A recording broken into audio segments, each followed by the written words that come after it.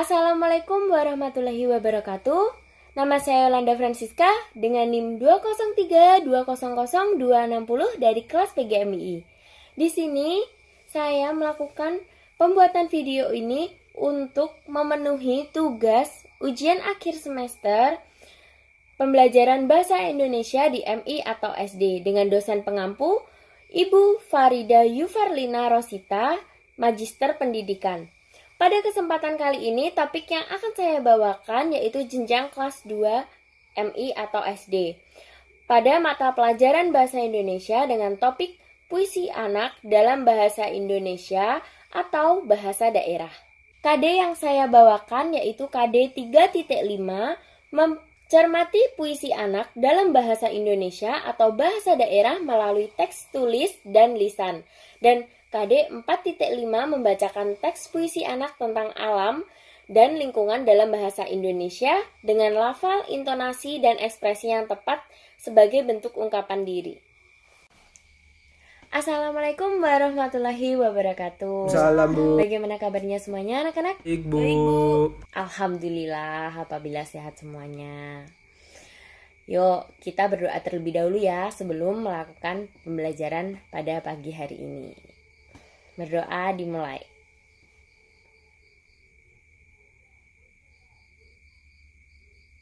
Berdoa selesai. Absen dulu ya anak-anak. Apakah hari ini semuanya masuk semuanya? Semua, Bu. Masuk, Bu. Oke, alhamdulillah semuanya masuk.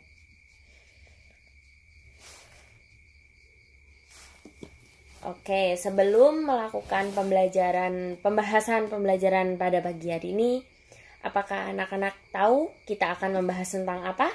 Puisi anak dalam bahasa Indonesia, Bu. Oke, Putri benar. Kita akan membahas tentang puisi anak dalam bahasa Indonesia atau bahasa daerah melalui teks tulis, dan yang kedua yaitu membacakan teks puisi anak tentang alam dan lingkungan dalam bahasa Indonesia atau bahasa daerah dengan lafal, intonasi, dan ekspresi yang tepat sebagai bentuk ungkapan diri. Oke. Masih semangat semuanya kan? Masih, Bu. Oke, apabila masih semangat semuanya, yuk, kita akan memulai pembelajaran pada pagi hari ini.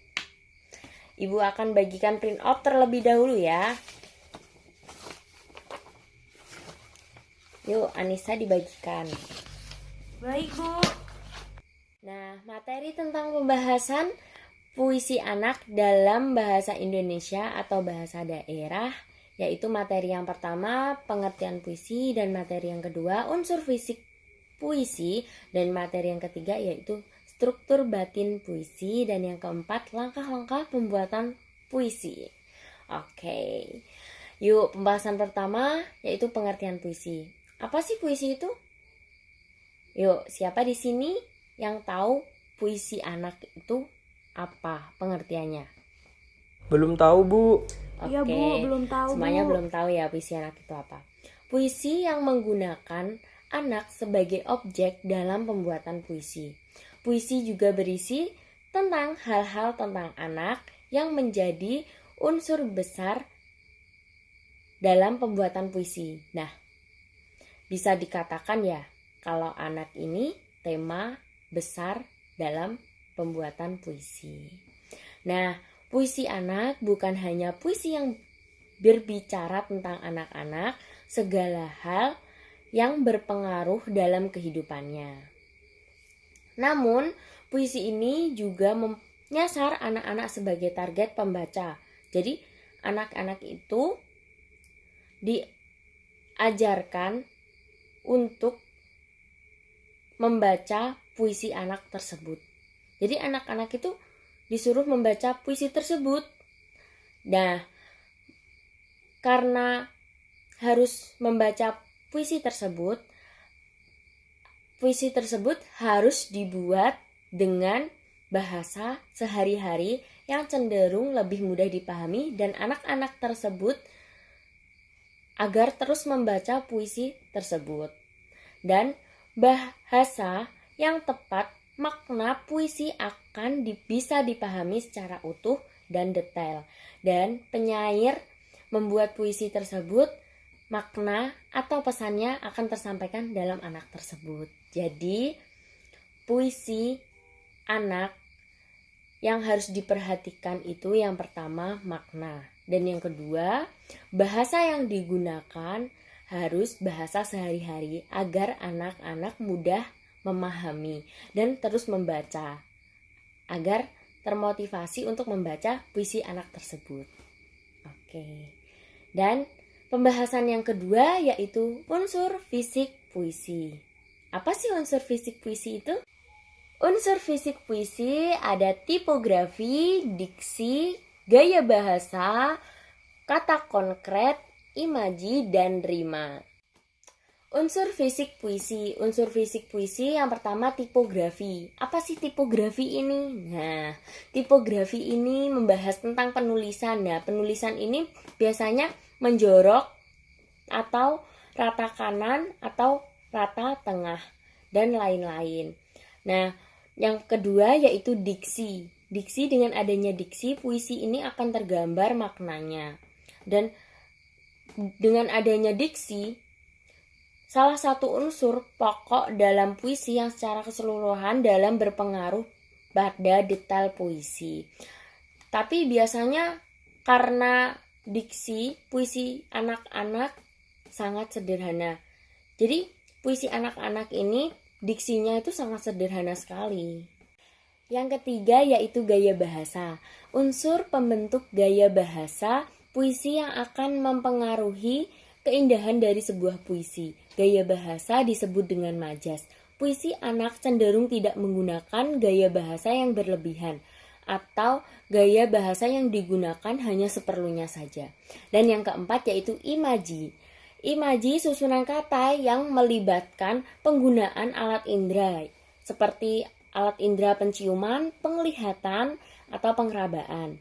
Tujuannya agar pembaca bisa mengimajinasikan apa yang ditulis penyair tersebut, dan pembaca itu akan merangkaikan kata-kata atau imaji tersebut agar menjadi sebuah makna.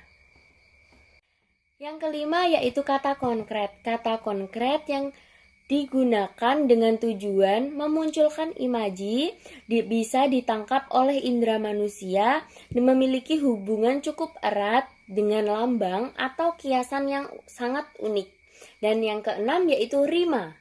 Persamaan bunyi rima biasanya menonjolkan di awal, tengah, dan di akhir dari sebuah puisi.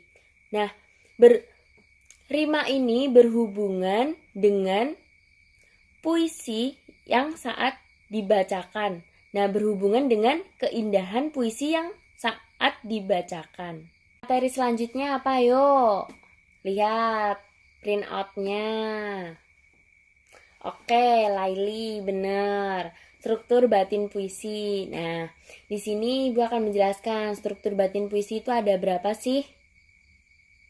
Iya, Rina, benar. Ada 4. Yang pertama tema atau makna, dan yang kedua yaitu rasa, dan yang ketiga yaitu nada, dan yang keempat yaitu amanat. Apa sih pengertian tema atau makna? Nah, pengertian tema atau makna berkisah tentang kehidupan anak-anak yang unik. Dan yang kedua yaitu rasa. Rasa ini bertergantungan dengan tema. Nah, kedua pihak ini tidak bisa dipisahkan. Kenapa ya? Ayo, kenapa? Ada yang tahu tidak? Iya.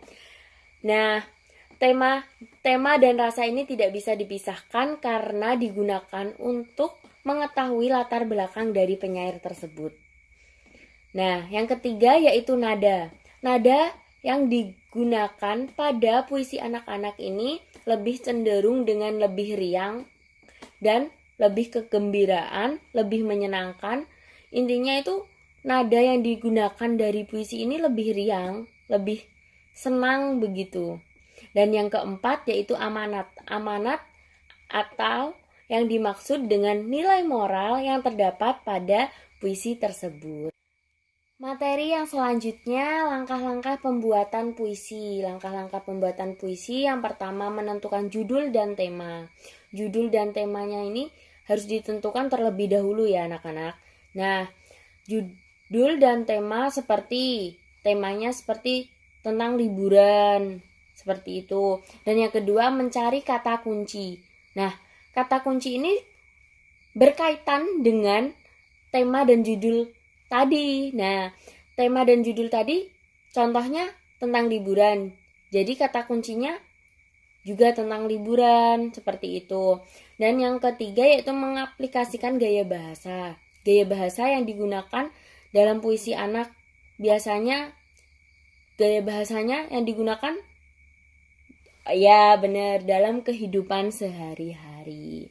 Dan yang keempat, mengembangkan puisi dengan indah. Mengembangkan puisi dengan indah, contohnya itu seperti mengembangkan puisi dengan indah. Hayo, gimana ini kata-katanya? Mengembangkan puisi dengan indah ini seperti puisi tersebut dapat dicerna dan maknanya itu tersampaikan kepada pembaca. Baik anak-anak, setelah Ibu menjelaskan materi tadi, apakah ada pertanyaan? Apakah semuanya sudah jelas tentang pembahasan materi hari ini?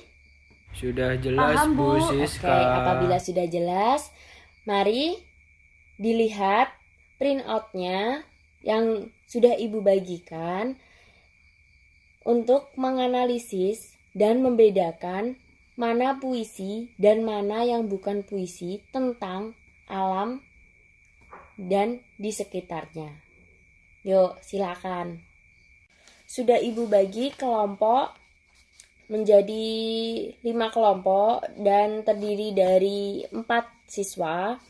Nah, membuat puisi tentang alam di sekitarnya. Nah, nih kelompoknya, tolong dibagikan Laila. Oke, Bu. Oke. Setelah Ibu bagi kelompoknya, dimohon untuk anak-anak untuk melakukan video dan dikumpulkan di Ibu besok ya. Puisinya dibacakan oleh 1 orang saja dan dibuat oleh 4 siswa. Jadi yang membacakan puisi itu 1 orang aja, di video dan dikirim ke WA grup. Sebelum mengakhiri pembelajaran pada pagi hari ini, kesimpulannya pada pembelajaran pagi hari ini yaitu apa anak-anak? Oh iya, benar. Ila. Kesimpulannya yaitu puisi anak yang berperan penting dalam puisi anak ini yaitu anak-anak. Dan gaya bahasa yang digunakan pada puisi anak yaitu gaya bahasa yang tidak berlebihan dan seperlunya saja. Ya benar. Jadi puisi anak ini gaya bahasanya tidak berlebihan dan kata-kata yang digunakan itu kata-kata dalam kehidupan sehari-hari agar mudah dipahami oleh pembaca dan pendengar saat melakukan pembacaan puisi dan membaca puisi agar lebih mudah memahami makna dari penyair tersebut. Oke. Selanjutnya yaitu sebelum mengakhiri, mari kita berdoa terlebih dahulu. Berdoa dimulai. Berdoa selesai. Baik, kita akhiri pembelajaran pada pagi hari ini. Bila ada salah kurangnya dari Ibu maupun kata maupun perlakuan Ibu kepada anak-anak, Ibu mohon maaf. Wassalamualaikum warahmatullahi wabarakatuh.